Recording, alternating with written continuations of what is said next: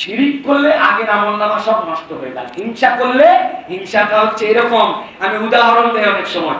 আপনার এইটা একটা পাত্র, এই পাত্রের এইদিকে কয়লা রাখছেন, পুরা কয়লা, আর এই পাশের মধ্যে বলছেন যে হ্যাঁ এই কাগজটা আমার খুব পছন্দের, তুই এখানে থাকবি। কয়লা কয়লার জায়গায় থাক বাবা, আর তুই কাগজ কাগজের জায়গায় থাক, থাকবে তো না? কি হবে? উড়ে যাবে। ভালো করে বুঝেন, হিংসা বিদ্বেষ সাংঘাতিক। আপনি দুনিয়াতে যে কোনো পাপ করেন, অন্যায় করেন, অন্য ইবাদতকে নষ্ট করে না, কিন্তু হিংসা বিদ্বেষ আপনার অন্য আমলগুলোকেও ধ্বংস করে দেয়। আপনি যাই দেখবেন অনেক নামাজ কালাম, অনেক বড় ইবাদত বন্দেগী, কিন্তু হাসরের দিনে যাই দেখবেন জিরো হয়ে গেছে, অন্তরগুলো যদি পবিত্র না হয় এবং মজবুত। নবীজি বলছেন যখন লাইলাতুল নিসফি মিন শাবান হয়, আল্লাহ রাব্বুল আলামিন প্রথম আসমানে নেমে আসেন। কিভাবে নেমে আসেন, কখন নামেন, কেমনে নামেন, এগুলার হাইসিয়াত আমরা জানি না। নবীজি বলছেন আল্লাহ নেমে আসেন, বাস আল্লাহ রাব্বুল আলামিন নবী এর বলে বলছেন ফায়াগফিরু লিজামিই খালকিহি, এরপরে আল্লাহ প্রথম আসমানে এসে লাইলাতুল নিসফি মিনাশ শাবানে তার সকল সৃষ্টিকে আল্লাহ maaf করে দেন। ডাক্তার প্রেসক্রিপশন দিয়েছে, আপনি পণ্ডিতি করছেন, পণ্ডিতি করলে রোগ ভালো হবে না। ডাক্তার বলছে আপনাকে যে তোমার জ্বর, তুমি 8 ঘন্টা পর পর প্যারাসিটামল খাবে একটা করে, নাপা খাবে একটা করে, তুমি 400 পাওয়ারের নাপা। কয়দিন খাবে? বলতে 3 দিন। তো আসার পরে বলছে বেটা ডাক্তার তুই এমবিবিএস, তুইও বুঝিস, আমি একবারে কিচ্ছু বুঝি না তা না। 8 ঘন্টা পর মানে 3 8 24 3টা, কয়দিন খাবে? 3 দিন। বলছে তাহলে 3 দিনে কয়টা? 9টা। একই পেট, একই ওষুধ, বারবার না খাই, ডাইরেক্ট 9টা একবারে খাইছে। কাজ হবে ভাই? কাজ হবে? কাজ হবে। ওই লোকের মৃত্যু হয়ে যেতে পারে, ঠিক কি না? আমরা প্রিয় ভাইরা, কেননা আমাদের এখন রাত পর্যন্ত স্প্যানিশ লিগ থাকে, এরপরে ফুটবল দেখা থাকে, ক্রিকেট থাকে, গভীর রাত পর্যন্ত আমাদের ফেসবুক থাকে, ইউটিউব থাকে, এই সকল ব্যস্ততা করে আমরা ঘুমাতেই যাই রাত্রি 12:30 1টা 2টার দিকে। এরপরে আবার কখন তাহাজ্জুদ, কখন কি, এগুলো আমাদের কালচার হতে পারে না প্রিয় ভাইরা। ইমানদারের কালচার ইশা সালাতের পর আর্লি ঘুমায় যাওয়া, রাতের 1/3 2/3 সর্বোচ্চ পার করার পরে উঠে যাওয়া, এরপরে ওই বান্দা কিছু আল্লাহর জন্য সালাতে নিমজ্জিত হবে। বিশ্বাস করেন প্রিয় ভাইরা, কেউ যদি রাতে আর্লি ঘুমাতে পারে রাত 4টার পরে, এটা এমন আমল আল্লাহ নিজেই বান্দার থেকে চান। ওই বান্দার ঘুমের তৃপ্তি হয়ে আল্লাহ অটোমেটিক ওই বান্দাকে জাগায় দিবেন। আপনি আগে ঘুমালে আপনার যে তৃপ্তি হবে আপনি কল্পনাই করতে পারবেন না। আপনি রাত্রে 9টার পরে 9:30 অথবা 10টা ধরলাম, 10:30, 11:30, 12:30, 1:30, 2:30, 3:30, এই 5 ঘন্টার ঘুমে আপনি যে তৃপ্তি পাবেন, আপনি যদি টানা 24 ঘন্টাও ঘুমান এই তৃপ্তি পাবেন না। এটা হচ্ছে আল্লাহর তৃপ্তি দেওয়ার জায়গা প্রিয় ভাইরা। আর কেউ যদি এই সময় ঘুমায় 3:30, 3:30 কেন 4টার সময় তার কাছে উঠাটার কোনো বিষয় থাকে না প্রিয় ভাইরা। এই জন্য এই তাহাজ্জুদ আমাদের জন্য বিরাট বড় নিয়ামত প্রিয় ভাইরা। হযরত ওমর রাদিয়াল্লাহু তাআলা আনহু যে আয়াতে কারিমা পড়ে সন্তানদেরকে ফজরের রিমাইন্ডার দিতেন, খেয়াল করেন, ফজরের সময় সন্তানদেরকে হযরত ওমর ফারুক রিমাইন্ডার দিতেন। কি বলতেন? তাদেরকে বলতেন ওয়ামুর আহলাকা বিস-সালাহ ওয়াসতাবির আলাইহা। আল্লাহ আয়াতে কারিমা অবতীর্ণ করেছেন, তোমার পরিবারের সন্তানদেরকে সালাতের নির্দেশ দাও, আর তোমার সন্তানদেরকে তোমরা জাগায় দাও, তোমার সন্তানদেরকে তোমরা এই দ্বীনের উপরে ওয়াসতাবির আলাইহা, যে তোমরা এর উপরে তাদেরকে দায়ম এবং কায়েম রাখো।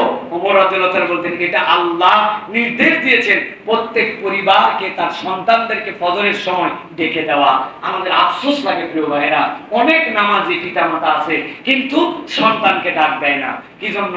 রাত্রে গভীর রাত পর্যন্ত পড়ালেখা করে শুয়েছে, কেমনে উঠবে, কষ্ট হবে, এরকম নানান কথা বলে বলে আমরা ফজরের সময় আমাদের সন্তানদেরকে অনেক সময় উঠাই না প্রিয় ভাইরা। এখান থেকে আমাদেরকে পরহেজ করতে হবে প্রিয় ভাইরা। সন্তানদেরকে সকালে ডেকে দেওয়া এটা হচ্ছে আমাদের পারিবারিক দায়িত্ব প্রিয় ভাইরা। এইটা যদি আমি না আমার জীবনের মধ্যে না নিতে পারি, তাহলে আমাদের পরিবারের কল্যাণ, বরকত, ওই সন্তানের ভবিষ্যৎ, এগুলো কোনোটা অগ্রগামী হবে না। এই জন্য আমাদেরকে এই সিদ্ধান্তে আসতে হবে প্রিয় ভাইরা। আল্লাহ রাব্বুল আলামিনের নবী আরেকটা হাদিসের দিকে আপনাদের দৃষ্টি আকর্ষণ করব। অধিক জিকিরকারী, আল্লাহ রাব্বুল আলামিন বলেছেন তোমরা জিকিরকারী হও, অধিক জিকিরকারী হও। এখন আমরা সকলেই জাকিরিনদের অন্তর্ভুক্ত হতে চাই, ঠিক না ভাই? কিন্তু আমাদের দেশের প্রেক্ষাপটে জাকিরিন কারা ভাই? এটা সংজ্ঞার ভেঙে বললাম না, কিন্তু আপনারা জানেন বাংলাদেশে উল্টা পাল্টা হাক্কুর হুক্কুর বিভিন্ন ধরনের যা কিছু আছে, এই গ্রুপই বলে তারাই নাকি জাকিরিনদের অন্তর্ভুক্ত। কিন্তু কোরআন এবং হাদিসের আলোকে জাকিরিন কারা? আল্লাহ রাব্বুল আলামিন বলছেন রাসূলুল্লাহ সাল্লাল্লাহু আলাইহি সাল্লামকে দিয়ে, নবী বলছেন ওয়াযাকিরিন আল্লাহ কাসীরা ওয়াযাকিরাত আ'আদ্দা লাহুম মাগফিরাতান ওয়া আজরান আযীমা। নবী বলছেন, আল্লাহ আয়াতে কারিমা আমার প্রতি অবতীর্ণ করে জানালেন, যারা আল্লাহর জন্য অধিক জিকিরকারী ওই মহিলা এবং পুরুষ, আ'আদ্দা লাহুম মাগফিরা, আল্লাহ তাদেরকে ক্ষমা করে দিবেন, ওয়া আজরান কাবীরা, তাদের জন্য বিরাট নিয়ামত আল্লাহ দান করবেন। সুবহানাল্লাহ। সাহাবীরা তো সব সময় লেগে থাকতেন যে আল্লাহ যদি জাকিরদেরকে এত নিয়ামত দেন, তা আমাকে তো সেটার মধ্যে অন্তর্ভুক্ত হতে হবে। এখন জাকিরিনের মধ্যে আমি কেমন করে অন্তর্ভুক্ত হব? নবীজি সাল্লাল্লাহু আলাইহি ওয়াসাল্লাম বলছেন, শোনো, প্রকৃত জাকির কারা আমি নবী তোমাদেরকে জানাই দেই। ইযা আইকাদার রাজুলু আহলাহু মিনাল লাইল ফাসাল্লায়া আও সাল্লা রাকাতাইন জামিআন কুতিবা ফিদ যাকিরিন ওয়াজ যাকিরাত। আল্লাহ নবী বলছেন, যখন কোন পরিবার থেকে কোন পুরুষ অথবা নারী শেষ রাত্রে উঠে এরপরে 2 রাকাত নামাজ পড়ে অথবা আরো সালাত আদায় করে, এই যে পরিবার থেকে পুরুষ এবং নারী রাত্রে উঠে সালাত আদায় করলো, আল্লাহ রাব্বুল আলামিন এই সালাত আদায়কারীদেরকে তার জাকিরিন এবং যাকিরাত বান্দাদের মধ্যে অন্তর্ভুক্ত করে নেন এবং তাদেরকে ক্ষমা করে দেন, এবং আল্লাহ রাব্বুল আলামিন তাদের জন্য, ওই বান্দাদের জন্য আল্লাহ রাব্বুল আলামিনের পক্ষ থেকে বিশাল নিয়ামতের ব্যবস্থা করে দেন। প্রিয় ভাইরা, এই জন্য বলবো, আপনার আমার জন্য এটা বিরাট বড় দায়িত্ব, এটা আপনার আমার জন্য বিরাট বড় অনুভূতির জায়গা। ইব্রাহিম ইবনে আদহাম বলছেন, দুনিয়ার মানুষ কেন এত বোকা? সারাদিন না দুনিয়ার মানুষ আল্লাহর কাছে বলে যে আল্লাহ আমাকে না একটু শরীরটা ভালো করে দাও, আমাকে একটু সুস্থ করে দাও, আল্লাহ আমার রিজিকে বরকত দিয়ে দাও। কিন্তু ইব্রাহিম ইবনে আদহাম বলছেন, কিন্তু মানুষ জানে না যে মানুষ দিনের বেলা পাপ করে, যেই সময় তার রব উল্টা বান্দাকে বলেন যে বান্দা তোমার কি লাগবে, এখন আমি দেওয়ার জন্য রেডি, ওই বান্দা ওই সময় উঠতে পারে না। তার কারণ কি? দিনের পাপ এত বেড়ে গেছে যে রাত্রেবেলা ওই বান্দাকে আর উঠতে দেয় না ওই পাপ। অতএব যারা আমরা তাহাজ্জুদে দাঁড়াতে পারছি না, তাদের 2টা মিস্টেক। একটা মিস্টেক, আল্লাহর রহমত থেকে বঞ্চিত হচ্ছি। 2 নম্বর, যেই সময় আল্লাহ দিতে চান ওই সময় আমি নেওয়ার জন্য রেডি হচ্ছি না। এটা কিভাবে হবে? দিনের পাপ আমাদের ক্ষমায় ফেলতে হবে ভাই। দিনের পাপ কি? দেখার পাপ, হাতের পাপ, বলার পাপ, আমাদের গীবতের পাপ, আমাদের মুখ দিয়ে গালিগালাজের পাপ, আমার অন্তরে হিংসা বিদ্বেষ দিয়ে ভরে গেছে আমার অন্তরগুলি। এইগুলা থেকে যদি বেরোতে না পারি, তাহলে আমাদের জন্য বিশাল বড় বিপদ। প্রিয় ভাইরা, আমরা রাত্রে উঠতে পারবো না। এই জন্য আমরা শপথ করি, আমরা নিয়ত করি, আমরা চেষ্টা করি, সামনে যে রমাদান আসতেছে, আর কটা দিন পরে আসছে বিশ্ব মুমিন ঘরে খুব দামি এক মেহমান, মাহে রমাদান। এই মেহমানকে যদি আপনি খাবারটা ঠিক মতো দিতে চান, রমাদান তো আপনার কাছে খেতে আসে না, কিন্তু রমাদানের খাবার, রমাদানের থাকা, 2টা জিনিস। একটা হচ্ছে আপনি যদি আপনার তেলাওয়াত সুন্দর করতে পারেন আর সালাত সুন্দর করতে পারেন, রমাদান আপনার সাথে সুন্দর করে থাকবে এবং রমাদান আপনার কাছে উত্তম খাবার পাবে।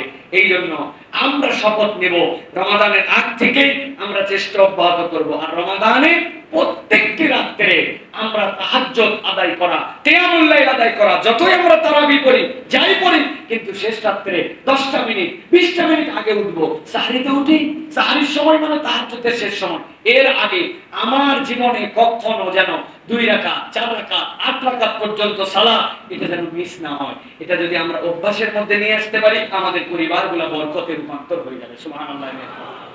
আমার ওস্তাদ আব্দুল্লাহ জাহাঙ্গীর রাহিমাহুল্লাহ বলতেন, ওনার কাছে একজন আসছে, তার এত বড় বিপদ, এলাকায় তার বিশাল জমি জমার বন্ধকের একজন নিয়ে নিছে কাগজপত্র, আর দেয় না। এখন এমন প্রভাব প্রতিপত্তি, কোটি কোটি টাকার প্রপার্টিজ, কি করবে? উনি বললেন, আমি কি বলবো তাকে? বললাম, ভাই রাত্রেবেলা তাহাজ্জুদের নামাজ একটু অভ্যাস করেন, আল্লাহর কাছে একটু বলতে থাকেন দেখি।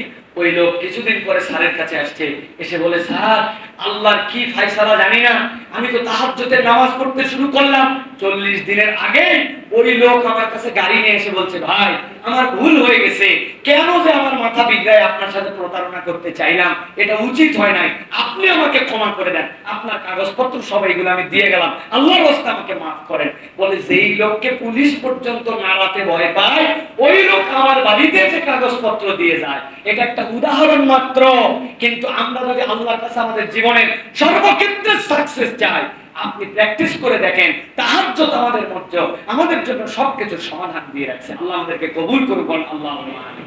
প্রিয় ভাইরা, এই তাহাজ্জুদ আমাদের জন্য বিরাট বড় আল্লাহর নিয়ামত। এটা যদি আমরা গেস করতে পারি তাহলে আমাদের জন্য কল্যাণ। প্রিয় ভাইরা, কতগুলো প্রসঙ্গ আপনারা বাংলাদেশে বিভিন্ন প্রেক্ষাপটে আপনারা দেখে থাকেন, বিভিন্ন ভাবে ঘটে থাকে আপনারা দেখেন। গতকালকে থেকে আমরা দেখলাম যে কতক শ্রেণী যাদের অন্তরের মধ্যে এমন ধরনের ইসলাম ফোবিয়া বলতে পারেন অথবা ইসলাম বিদ্বেষ তাদের হৃদয়ের মধ্যে এমন ভাবে লালন করে যে বাংলা ভাষা, যে ভাষায় আমরা কথা বলি, এই ভাষাকে আমরা শ্রদ্ধা করি। আল্লাহ প্রত্যেক নবী রাসূলকে তার ভাষাতে প্রেরণ করেছেন, কিন্তু নবী রাসূলকে ভাষা দিয়ে প্রেরণ করলেও প্রত্যেক উম্মার ভাষা থাকলেও ভাষার যেরকম ধর্ম নাই ওরকম ধর্মীয় কতগুলো পরিভাষা আছে, এটা আপনি অস্বীকার করতে পারবেন না। তারা বলছে আমাদের সন্তানদেরকে, আমাদের ইয়াংদেরকে তারা মিসগাইড করতে চায়। তারা বলছে আফসোস, বাংলা ভাষার মর্যাদা এমন ভাবে আমরা হানি করলাম যে এখন একটা ছেলেকে যদি জিজ্ঞাসা করা হয় কেমন আছো, সে বলে আলহামদুলিল্লাহ। যদি বলা হয় বাবা তোমার দিনকাল কেমন চলতেছে, বলে মাশাআল্লাহ, আল্লাহ যা দিছে।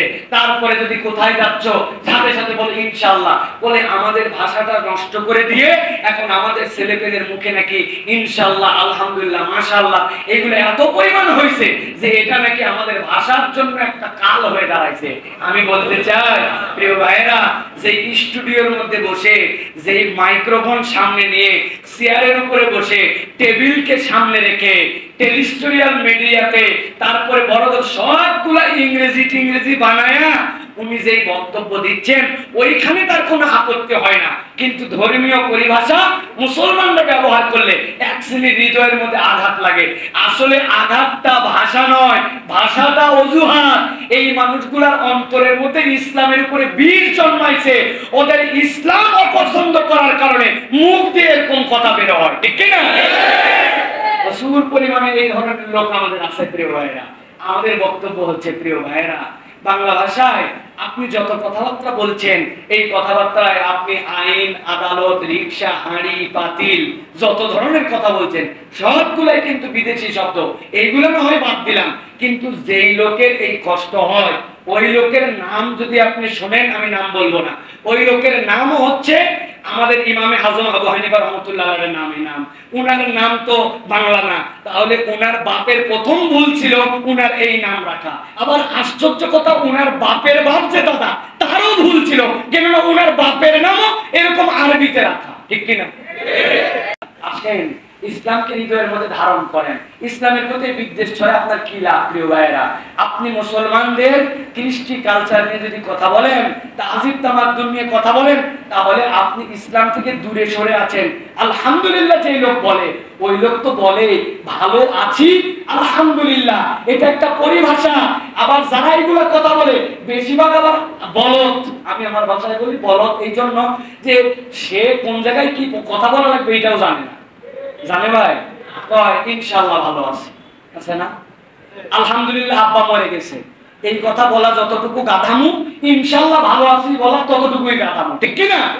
এইটুকু বোঝে না। সুতরাং আমি বলবো এই সকল বিদ্বেষ, এই সকল বিভিন্ন অজুহাত দিয়ে কথাবার্তা দিয়া এই দেশটাকে, এই সমাজটাকে আর বেশি ভেদাভেদের মধ্যে নিয়ে যাই না, বরং স্বীকার করে নেন আমরা মাতৃভাষাকে শ্রদ্ধা করি, ভালোবাসি, কিন্তু প্রত্যেকটা জাতি গোষ্ঠীর যত ভাষা আছে ভাষার কোনো ধর্ম নাই, কিন্তু প্রত্যেকটা ধর্মীয় কিছু পরিভাষা আছে, যে পরিভাষাগুলো আমাদেরকে মেনে নিতে হবে। সুতরাং উল্টাপাল্টা কথা বলে পরিবেশ গরম করেন না, অথবা এমন কোনো পরিবেশ সৃষ্টি করেন না যেটাতে এই ভাষার প্রতি যারা ভালোবাসে তাদের ভালোবাসাটা যেন নষ্ট হয়ে যায়। এরকম করা আমাদের উচিত হবে না। আল্লাহ আমাদেরকে বোঝার তৌফিক দান করেন। প্রিয় ভাইরা, আরেকজন আমাদের কাছে একটা প্রশ্ন দিয়েছেন, সিয়াম ও রমাদান কেন আমাদের জীবনে পরিবর্তন আনছে না? এটা আমাদের একটা জিজ্ঞাসা আছে। সিয়ামের পরে সিয়াম রেখে গেলাম, রমাদানের পর রমাদান আমাদের পার হয়ে গেল, কিন্তু আমাদের পরিবর্তন হয় না কেন? প্রিয় ভাইরা, সংক্ষেপে বলি, ডাক্তার প্রেসক্রিপশন দিয়েছে, আপনি পণ্ডিতি করছেন, পণ্ডিতি করলে রোগ ভালো হবে না। ডাক্তার বলছে আপনাকে যে তোমার জ্বর, তুমি 8 ঘন্টা পর পর প্যারাসিটামল খাবে একটা করে, নাপা খাবে একটা করে, তুমি 400 পাওয়ারের নাপা কয়দিন খাবে? বলতে 3 দিন। তো আসার পরে বলছে বেটা ডাক্তার তুই এমবিবিএস, তুইও বুঝিস, আমি একবার কিচ্ছু বুঝি না তা না। 8 ঘন্টা পর মানে 3 8 24 3টা, কয়দিন খাবে? 3 দিন। বলছে তাহলে 3 দিনে কয়টা? 9টা। একই পেট, একই ওষুধ, বারবার না খাই, ডাইরেক্ট 9টা একবারে খাইছে। কাজ হবে ভাই? কাজ হবে? কাজ হবে, ওই লোকের মৃত্যু হয়ে যেতে পারে, ঠিক কি না? আবার যদি ডাক্তারের পরামর্শ না মেনে উনি যদি মনে করে 24 ঘন্টা পরে একটা খাইলাম, হবে না। আমি এটা বলার উদ্দেশ্য, আমাদের রমাদান আমাদেরকে কেন কাজ দেয় না? আল্লাহ বলছেন শাহরু রমাদান আল্লাযী উনজিলা ফীহিল কুরআন, রমাদান আসছে কোরআন সহ। আমরা এখন রমাদানের সব খুঁজি কোরআন ছাড়া, ঠিক কিনা? আমাদের কোরআনের সাথে আমাদের কোনো সম্পর্ক নাই। কোরআন পড়তে পারে না, রমজানের ফজিলত নিতে চায়। কোরআন যেটা পড়ে ওই পড়া বিশুদ্ধ নয়। ছোটবেলায় 5টা সূরা শিখে আসছে, এরপরে পিএইচডি ডিগ্রি করে ফেলছে, দুনিয়ার সব বুঝে ফেলছে, 6 নম্বর সূরা তার জানা নাই। এরকম লোক আসছে টাঙ্গাইয়ে আছে নাকি ভাই? আছে। আমি মনে করছিলাম অন্তত চিটাগাঁয়ে এরকম লোক নাই। কেমনে হবে তাহলে? আপনি ওই 5 সূরা সালাম দিয়ে পার করলেন। অনেকে বলছে হুজুর আপনি 2টা বেশি বলছেন, আমার 3টা সালাম। এইটা দিয়ে কেরিয়ার শেষ, অথচ দুনিয়ার সব বিদ্যা বুদ্ধি জেনে ফেললো। এই জন্য বলবো, রমাদানকে যদি আমরা এফেক্টিভ করতে চাই তাহলে কোরআনের ডোজ অনুযায়ী চলতে হবে। আল্লাহ কোরআন দিয়ে আপনাকে আমাকে প্রেসক্রিপশন দিয়েছেন। শপথ নেন এই রমাদানের আর মাত্র আমাদের 16 দিন 17 দিন আছে। রমাদানে আমরা কোরআন সহ ঢোকার চেষ্টা করব, কোরআন বিশুদ্ধ করব, নতুন সূরা মুখস্থ করব, যে কয়টা সূরা নামাজের জানি এইগুলোর মধ্য থেকে একটুখানি শিখে নেওয়ার চেষ্টা করব। এইটা যদি করি আল্লাহ দুনিয়া আখিরাতে আমাদের জন্য কল্যাণ দান করবেন। প্রিয় ভাইরা, আল্লাহ আমাদেরকে বরকত দান করেন, আল্লাহ আমাদেরকে বোঝার তৌফিক দান করেন। প্রিয় ভাইরা, প্রশ্ন উত্তর এখন সবগুলি দেওয়া যাবে না। প্রিয় ভাইরা, শবে বরাতের নামাজ কত রাকাত এবং আমল কি কি? চমৎকার একটা জিজ্ঞাসা। আগামী 25 তারিখ বাংলাদেশে শবে বরাত। শবে বরাতের নামাজ কয় রাকাত এবং শবে বরাতের আমল কি কি আমি আপনাদের কাছে বলে দিতে চাই। প্রিয় ভাইরা, ভালো করে বুঝেন। শবে বরাতের আমল রাসূলুল্লাহ সাল্লাল্লাহু আলাইহি ওয়াসাল্লাম দিয়ে গিয়েছেন। শবে বরাত মানে কি? সব মানে রাত, বারাত মানে মুক্তি। আসলে হাদিসের পরিভাষায় এই পরিভাষাটা ব্যবহার করা হয় না। হাদিসে বলা হয়েছে লাইলাতুন নিসফি মিন শাবান, এটা শাবানের মধ্য রজনী। কিন্তু আমরা নামাজ বলি, রোজা বলি, এইগুলো তো ফারসি শব্দ, সেই হিসেবে বারাত মানে মুক্তির রাত। এটা হাদিসের কথার সাথে যায়। নবী করিম সাল্লাল্লাহু আলাইহি ওয়াসাল্লাম বলছেন নিসফুন মিন শাবানে তোমাদের আমল আমি আল্লাহর পক্ষ থেকে জেনে তোমাদেরকে জানাই দিচ্ছি। বিভিন্ন রাবীদের হাদিসের মাধ্যমে এই সনদ সহিহ এবং মজবুত। নবীজি বলছেন যখন লাইলাতুল নিসফি মিন শাবান হয় আল্লাহ রাব্বুল আলামিন প্রথম আসমানে নেমে আসেন। কিভাবে নেমে আসেন, কখন নামেন, কেমনে নামেন, এইগুলোর হাইসিয়াত আমরা জানি না। নবীজি বলছেন আল্লাহ নেমে আসেন, বাস আল্লাহ রাব্বুল আলামিন নবী এর বলে বলছেন ফায়াগফিরু লিজামিই খালকিহি, এরপরে আল্লাহ প্রথম আসমানে এসে লাইলাতুল নিসফি মিন শাবানে তার সকল সৃষ্টিকে আল্লাহ maaf করে দেন। দুইজন ছাড়া। আল্লাহ নবী বলছেন দুইজন বাদে। 1 নম্বর মুশরিকিন আল মুশাহিনিন। আল্লাহ নবী বলছেন কেবল মাত্র যে আল্লাহর জন্য শিরিককারী বান্দা আর যেই ব্যক্তি অপর ভাইয়ের জন্য অন্তরে বিদ্বেষ রাখে, এই বিদ্বেষওয়ালা আর মুশরিক ছাড়া আল্লাহ সব বান্দাকে maaf করে দেন। তাহলে শবে বরাতের মূল আমল কি? মূল আমল হচ্ছে শিরিক মুক্ত জীবন আর বিদ্বেষ মুক্ত অন্তর। আপনি অন্তরের মধ্যে অমুক ভাইয়ের প্রতি ঘৃণা, তমুকের প্রতি আপনার অপছন্দ, আপনার অন্তর ভর্তি হিংসা, এইগুলো নিয়ে আপনি সারা রাত নামাজে ফাটাই ফেলতেছেন, আপনার কোনো লাভ নাই। আর আপনি পুরা রাত ঘুমে কাটাইছেন কিন্তু আপনার অন্তরটা বিশুদ্ধ, শিরিক মুক্ত, আল্লাহ অটোমেটিক আপনাকে মাফ করে দিবেন। বলবেন হুজুর কেন এটা? আচ্ছা বলেন তো ভাই, পঙ্গু হাসপাতালে একটা লোক শুয়ে আছে, চট্টগ্রাম মেডিকেলে একটা লোক শুয়ে আছে, যেই লোকটার পা ভাঙা, যেই লোকটার এমন অবস্থা যে কেবলমাত্র নিঃশ্বাসটার জ্ঞানটা আছে, হাত পা নড়াচড়া করতে পারে না। এখন লাইলাতুল নিসফি মিন শাবানটা ওই ব্যক্তির উপরে আসছে। এখন আল্লাহ যদি বলতেন সারা রাত নামাজ পড়ো, দিনের বেলা রোজা রাখো, হালুয়া খাওয়াও, রুটি খাওয়াও, ওই বেটা তো হাসপাতালের মধ্যে শুয়েই হুঁশ পাচ্ছে না, ও মাপ পাবে কেমন করে? আল্লাহ এই জন্য বলছেন আমার পদ্ধতি সহজ, আমি বলে দিলাম অন্তরটা তোমার শিরিক মুক্ত করো আর অন্তরটা তোমার জন্য হিংসা বিদ্বেষ মুক্ত করো। তুমি হাসপাতালে থাকো, শুয়ে থাকো, গাড়িতে থাকো আর সফরে থাকো, বিমানে থাকো আর ঘুমায় থাকো, আমার আল্লাহ অটোমেটিক সবাইকে মাফ করে দিবেন। আর এই দুইটা রোগের বিশাল বড় এফেক্ট, সাইড এফেক্ট আছে। শিরিক করলে আগের আমলনামা সব নষ্ট হয়ে যায়। হিংসা করলে, হিংসাটা হচ্ছে এরকম, আমি উদাহরণ দেই অনেক সময়। আপনার এইটা একটা পাত্র, এই পাত্রের এই দিকে কয়লা রাখছেন, পুরা কয়লা, আর এই পাশের মধ্যে বলছেন যে হ্যাঁ এই কাগজটা আমার খুব পছন্দের, তুই এখানে থাকবি। কয়লা কয়লার জায়গায় থাক বাবা, আর তুই কাগজ কাগজের জায়গায় থাক, থাকবে তো না? কি হবে? উড়ে যাবে। ভালো করে বুঝেন, হিংসা বিদ্বেষ সাংঘাতিক, আপনি দুনিয়াতে যে কোনো পাপ করেন, অন্যায় করেন, অন্য ইবাদতকে নষ্ট করে না, কিন্তু হিংসা বিদ্বেষ আপনার অন্য আমলগুলোকেও ধ্বংস করে দেয়। আপনি যাই দেখবেন অনেক নামাজ কালাম, অনেক বড় ইবাদত বন্দেগী, কিন্তু হাসরের দিনে যাই দেখবেন জিরো হয়ে গেছে, অন্তরগুলো যদি পবিত্র না হয়। প্রিয় ভাইরা, এই জন্য বিদ্বেষ মুক্ত হৃদয় গঠন করেন, অন্তরটাকে আল্লাহর জন্য খালেজ বানাই দেন। বড় কঠিন, ওয়াজ করা খুব সহজ। হুজুরের ভিতরেও হিংসা আছে, আমাদের ইউটিউবারদের ভিতরেও হিংসা আছে। হুজুরের ওয়াজ পোস্ট করলাম, তুই দিতে না দিতে 50,000 ভিউ, আর আমার ভিউ 1000 হয় না, তো চ্যানেলটা স্ট্রাইক খায় আছে না? এই হুজুর খালি ওয়াজ পায়, এত ওয়াজ এত ওয়াজ। আল্লাহ কত গাড়ি অ্যাক্সিডেন্ট করে, এই পথে অ্যাক্সিডেন্ট করে 6 মাস শুয়ে থাকে না কেন? আছে না এরকম? ভাই, আমি খুব বাস্তববাদী কথা বলতেছি আপনাদের কাছে। আমাদের অন্তরগুলা পচে গেছে একবারে হিংসা বিদ্বেষে। এটার একটা লাস্ট কথা বলে শেষ করি আজকে। প্রিয় ভাইরা, কিভাবে বুঝবেন যে অন্তরটার মধ্যে হিংসা আছে? এটার একটা মিটার আছে, জ্বর মাপা যেরকম থার্মোমিটার, অন্তর মাপা একটা মিটার আছে। অন্তর মাপা মিটারটা কি?